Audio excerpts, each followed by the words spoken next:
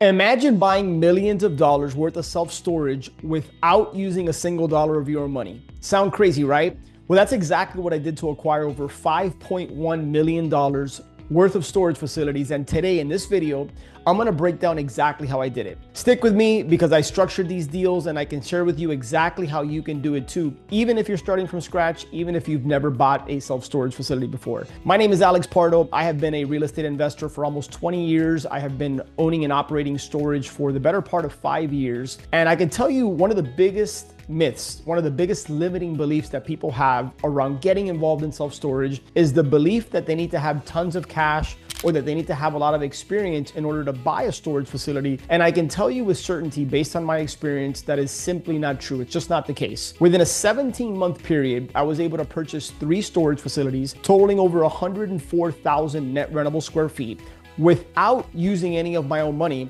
And I'm gonna show you exactly how I structured these deals. So before I get into the 3 deal breakdowns, the case studies, I'm gonna share with you how I found the deal.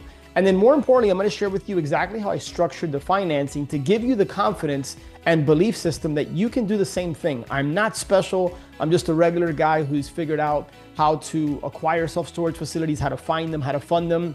And I can tell you that you can do the same thing. The first deal breakdown case study that I wanna get into is a deal that I bought in Mississippi that was about 43,000 net rentable square feet. And I was able to come to an agreement for $1.592 million. So I bought this facility for $1,592,000. And I actually got this from a wholesaler. Now, as a side tip, one of the things that you want to do is you want to be like the farmer. I've talked about this in a previous video, which I'll link up here, but you want to plant seeds with everybody in your network and ecosystem that you are looking to purchase a storage facility. And if you take it a step further, share with them exactly what a deal looks like. That's what I did in this particular example, where I broke down and I shared with people in my network. I said, hey, here's what a storage deal looks like for me. Here are the markets I'm looking at. Here's the size. Here's more or less the purchase price range. And sure enough, I had a friend of mine contact me and he called me right away. He said, hey, Alex, check your email because I think I found your first storage facility. And sure enough, it was exactly what I was looking for. And the only reason he thought of me and didn't send this out to his large group of buyers and networkers and network was because he knew exactly what I was looking for. I was crystal clear about my storage deal avatar. And so that's a side tip that I really want you to get from this video is get crystal clear on what you want and then share that with people. Be like the farmer and plant seeds. So I was able to finally come to an agreement to purchase this, and I didn't have any money, right? I needed, typically when you buy storage, you're gonna need anywhere between 20 and 30% down, and I didn't have that money. So what I was able to do was I went to the Small Business Administration, SBA. And if you're not familiar with SBA, it's a government-backed agency that it helps entrepreneurs and small business owners obtain financing with low down payments and with favorable terms. SBA has been known to finance everything from obviously self-storage, RV parks, car washes, laundromats, assisted living facilities, gas stations. And that's one of the many reasons I love self-storage is because it is a business with the benefits of real estate. I don't think SBA is out there financing the purchase of single family homes. And that's because buying a single family home in and of itself is not a business. But when you go out and you buy a storage facility, it is a business. It just has the best of both worlds. It has all the benefits of real estate, depreciation, cash flow, amortization, and so on and so on. So I went to the Small Business Administration and I was able to get financing for 85% of the purchase price, right? So 85% of that $1.592 million, which is a little bit over 1.4, I was able to obtain financing from them at a really good interest rate and favorable terms. Now, that left me with one little hiccup, is I still needed 15% down to get into this deal. And I didn't have it. Like I shared, when I first got into storage, I didn't really have any money. I certainly didn't have hundreds of thousands of dollars to be able to put into these deals. But because I was like the farmer, because I was planting seeds with everybody in my network, and I had spent time cultivating relationships with the right people, with what I call key people, I was able to present the deal. I pitched the deal to somebody who I had done business with, somebody that knew me, liked me, trusted me. He knew what I was focused on. And I was able to explain to him why this deal worked. And I brought him on as an equity partner here to fund the 15% that we needed to get into the deal. And sure enough, ended up purchasing that facility for $1.592 million without using one penny of my own money. Now, hear me loud and clear. I never say you don't need money to buy storage, but it doesn't have to be yours. OPM, other people's money. And that's exactly what I did here. 85% came from the Small Business Administration. 15% came from my equity partner. He got a piece of the deal. And this is somebody who it was a high income earner, doesn't have the time to go out and find these deals, doesn't really understand how to structure the deal. But I had built a relationship with him. He knew what a good deal looked like, and he was able to provide the equity injection, the 15% that we needed, and we ended up purchasing this facility. By the way, as an aside, we just recently sold this facility for $2.495 million. So we did really, really well. We got cash flow for several years. We got a nice equity upside once we sold it, and he was happy with his return. Obviously, I was very happy with my return. I was the sweat equity partner. I found it, I operated it. He just came in with the funding. He got a piece of the deal, and everybody was happy. So that is the first case study, the first deal breakdown that should prove to you that there are different ways that you can go out once you find the right facility, right? There are different ways that you can structure these deals. The first one that I just shared was, again, a combination of SBA, Small Business Administration financing with really favorable terms, and an equity partner that provided the 15% plus some closing costs and some money to fix up the facility and some things we wanted to do. The second deal is probably my favorite. It's a facility that I still own to this day. And I bought this facility. It's a 24,000 square foot facility, about 187 units in Fernandina Beach, Florida, which is just north of Jacksonville. And we bought this facility for $2.1 million. Now, the cool thing about this one is that we actually got this from a direct mail campaign. And I'll share with here a video where I broke down how I use direct mail to buy storage facilities. In fact, in that video, I share how I was able to make $150,000 net profit assigning the rights to a deal. And so this deal came from a direct mail campaign. It was a gentleman that lived out of state, and he and his family had owned and operated the business for a little bit over 15 years, but they weren't really treating it like a business. They hadn't raised the rates, right? They hadn't raised the rents in a number of years. There was some deferred maintenance that the facility had, some work that needed to be done. And he was looking for a particular price. So he really wanted $2.1 million. He wanted 2.1. And one of the things I've always shared with coaching clients is you can name the price if you allow me to name the terms.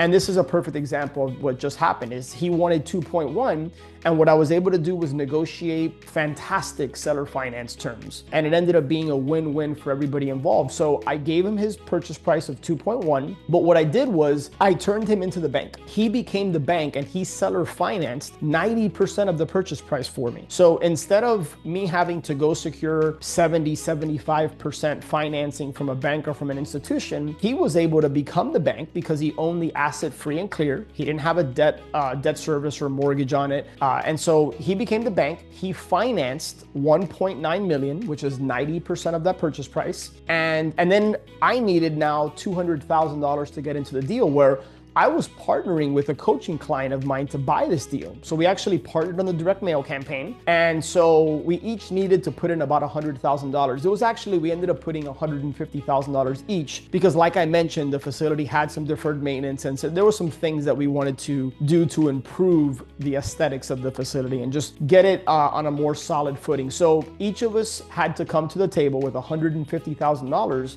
But again, I didn't quite have $150,000 when I was buying this deal.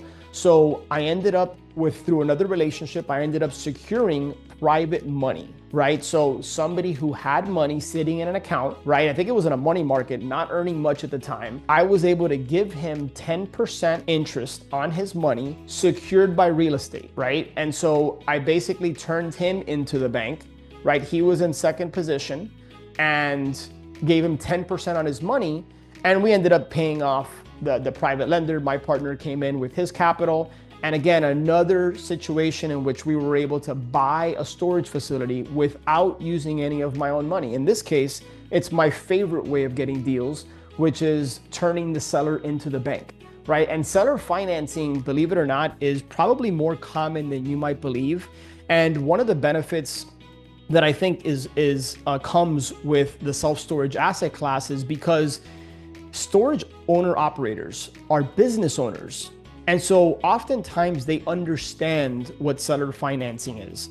I spent 15 years buying and selling and fixing and flipping and wholesaling single family homes. And I remember when we would go in to meet with motivated sellers, oftentimes I had to educate the seller on what it meant to become the bank. I had to really, in layman's terms, break down what seller financing was and why it would be a benefit to them. Well, sometimes you might have to do that with a storage owner operator, but what I have found is that more times than not, they understand seller financing. And in this particular case, it actually ended up being a huge win because the seller now receives more passively being the bank, right? In other words, the ACH deposit that we send him, by the first week of the month, every single month like clockwork, he's actually making a little bit more by being the bank than he was netting when he owned the facility. But here's the key difference. He doesn't have to worry about the taxes, about the insurance, about the maintenance, about the operations of the business. I took that over as the new owner. He just now became the bank, right? So it was really a win-win. It allowed myself and my coaching client and friend and partner to get into a deal with none of our own money, at least in my case, none of my own money. And that facility is doing very, very well today. It's cash flow positive, and it's just a great deal all the way around. So again, this second case study was a combination of seller financing with private money. Right now, if you want to learn how I did this is just one of the things that we discuss and share and go deep on within our Storage Wins coaching community. So if you click on the description below, you'll be able to schedule a free strategy call so that I can show you exactly how you can find them, how you can fund them, even if you don't have any money, as I've just explained in these first two case studies. So go ahead and click on the link below in the description and book a free strategy call. But moving on to the third case study, and this is one of the most recent ones, also one that I just finished selling within the last 6 months, is I actually got paid $250,000 to buy this facility. Now, you might be sitting there thinking like, wait a second, how did you get paid $250,000 to buy a storage facility? Well, because of the relationship that I had built with the wholesaler and the broker when I bought my very, very first deal, that 43,000 square foot facility in Mississippi, well, there was a pocket listing. And a pocket listing is when a broker has access to a deal that has yet to hit the open market. So it wasn't listed on Crexi, it wasn't on LoopNet. And the broker that I had built a really strong relationship with during the course of the first deal contacted me and said, hey, Alex, how would you like to own an additional 37,000 square feet within a 3-mile radius of your first facility? And I said, okay, well, you got my interest. What do you got for me? And he proceeded to share with me that he had the inside into a deal that was not on the market. And he knew that the seller, right, the owner of the facility at the time, had purchased this storage facility in a bulk portfolio buy. So they bought a bunch of assets. It's a big player. They bought millions and millions of dollars worth of real estate. And this one facility was part of this portfolio sale, but they didn't operate in this market. So I was able to buy this facility. Now, here's the cool thing. I told you how I was actually paid to buy this facility. Well, I estimated that the facility was worth around $2 to $2.1 million. I was able to get it under contract for $1.2 million, right? So I already had going into the deal roughly about $800,000 worth of equity built in. And so I was able to go to my network of private lenders and investors and secure $1.45 million worth of funding to buy this facility.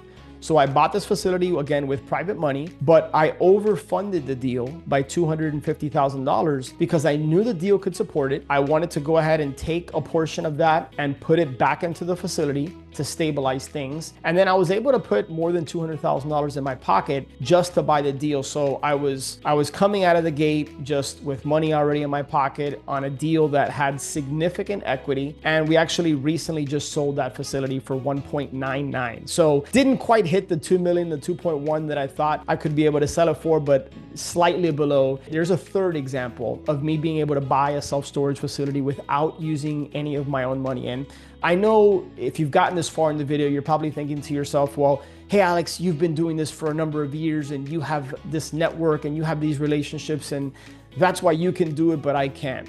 Again, that is a limiting belief that I want to challenge you on. Anyone can do this if you, number one, decide, if you, number two, commit, number three, surround yourself with the right people in the right environment. That's part of the reason that we have our Storage Wins coaching community. And then you follow a proven blueprint and a system so that you can build meaningful relationships with people over time. And then you go out and you find the right opportunities. When you find the opportunities and you're simultaneously building relationships with people, it's just a winning combination. It's a winning formula, right?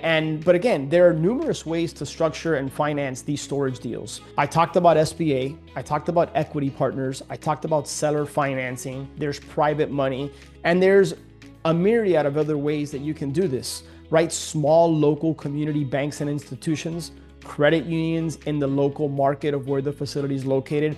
Just a few additional ways that you can structure and finance these deals. So the big thing here is that you want to structure deals in a way where everybody that's participating in the deal is going to win. Whether that's the private lender, the equity partner, the seller if they're providing seller financing, the bank if they become your funding partner and they're essentially financing 70 or 75% of the purchase price. So in wrapping here, right, what I really want you to draw from this is borrow my confidence, borrow my belief in you that you can do this. Even if you have never raised private money, even if you've never gone to a bank to get financing, even if you don't really understand seller financing and how to structure these deals, the key to understand is that when you find the right opportunity, there is no shortage of capital chasing these opportunities, but you do want to be like the farmer. You want to plant seeds so that it is easier for you to obtain the financing and the funding when you need it, right? Whether that be creative financing, whether it be bank financing, small business administration, equity partners, private money. There's so many ways that we can get creative and structure these deals. Understand that money is abundant. It is not a scarce resource. There is money everywhere. And if you doubt what I'm saying, just look at the phone that you might be watching this video on, or your laptop, or look around. That all started with an idea. Money is everywhere. You just have to believe that it is. Go find the right opportunity and then understand how to structure and finance these deals. So that is the biggest myth, is that people feel they need tons of cash to be able to buy these deals. And hopefully in this video, I've proven to you that you can get involved in these deals without having to use money. And by the way, obviously I am not an attorney. I am not giving you any type of legal or financial advice. Consult with the pros. This is an experience share. And it's been one that I truly believe, just again, based on the deals I've done and based on the people that I've worked with. So that is the myth. Now, the truth is that all you need to do is have the right mindset, decide, commit, be willing to put the time, energy, and effort in, and then find the right strategy, find the right deal and the right opportunity, and then be able to understand how to structure these deals, how to pitch it. And that is a winning recipe for success. Okay. So with that being said, I just shared with you how I raised $5.1 million of storage funding and was able to buy 3 storage facilities within a 17-month period without using any of my own money. So if you got value from this video, make sure that you subscribe so that you're notified when new videos come out for more content on self-storage investing. And if you want to take action, click the description below, book a free strategy call so that I can share with you how you can find, fund, and purchase your first storage facility.